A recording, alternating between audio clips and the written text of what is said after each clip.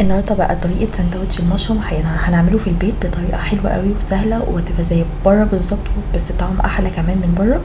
كل اللي هنعمله طبعا ده البصل هنقطعه شرايح، ولو مش بتحبوا البصل في الساندوتش عادي ممكن تستغنوا عنه.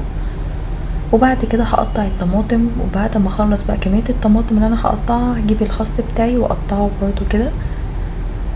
وبعد كده بقى التتبيله بقى بتاعت اللحمه اللي انا هستخدمها، كل اللي هحتاجه بس هي اللحمه، واحط معلقه كبيره من المستردة، وبعد كده هحط معلقه كبيره من الباربيكيو صوص. لو عايزين تبدلوا الباربيكيو بالكاتشب براحتكم، بس يعني الباربيكيو بيدي طعم تدخين حلو قوي. واحط بقى بهارات البرجر، هي دي بس الحاجات اللي انا هحطها في البرجر، مع خطوه زياده اللي انا هقولكوا عليها دلوقتي. هجيب العيش، اي نوع عيش عندكم، فينو، كايزر، قديم، مش محتاجينه. هقوم عامله بقى الخطوه دي، احط العيش مع شويه لبن واسيب لحد ما العيش يشرب من اللبن، وهقعد بقى اعمله بالشوكه كده لحد ما يبقى عامل زي المعجون.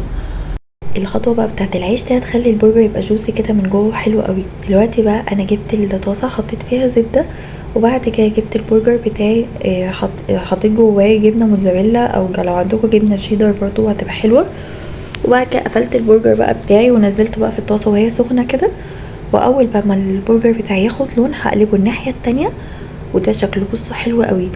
بعد كده انا بقى المشروم هجيبه، واجيب بقى منديل او اي فوطه نظيفه عندكم بس ما تكونش مبلوله، وافضل بقى اعمل المشروم بتاعي لحد ما اتاكد خلاص ان هو نضف وبقى مفهوش اي حاجه سودا. وتاني المشروم انا بنضفه بمنديل ناشف، يعني ما نحاولش نجيب عليه ميه خالص. وهنا بقى المشروم انا بقطعه، عايزين بقى تقطعوه شرايح، عايزين تقطعوه مكعبات مثلا متوسطه، عايزين تقطعوه اي تقطيع انتوا عايزينها.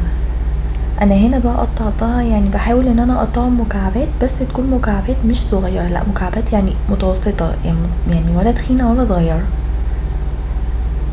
وبعد بقى ما خلاص بقى قطعت كل الكميه بقى بتاعتي في المشروم، انا بقى جبت طاسه وحطيت فيها شويه زبده، عايزين تحطوا زيت براحتكم، ونزلت بقى المشروم بتاعي. هنا كميه المشروم بيبان ان هي كبيره، بس صدقوني يعني المشروم من النوع اللي هو بيكش بعد كده، فهتلاقوا الكميه بقت صغيره قوي. افضل بقى اقلب لحد ما الاقي لون المشروم بقى خلاص اتغير. وهنا كان محتاج زبده كمان، نزلت مكعب زبده كمان. وبعد كده افضل اقلب بقى لحد ما الاقي لون المشروم اتغير كده، بصوا كش ازاي. ده بقى انا جبت صوص اللي هو بتاع الديمجلاس، وحطيت شويه ميه وقلبته بقى كده لحد ما الاقي ان الصوص خلاص يعني داب بقى في الميه. وبعد كده نزلته بقى في المشروم واسيبه بقى لحد ما الصوص نفسه يتقل. انا الخطوه ديت الكاميرا معلش فصلت وما لحقتش اصورها. انا هنا حطيت جبنه موتزاريلا، وهو ده بقى اللي يخلي بقى القوام بتاع الصوص عامل كده.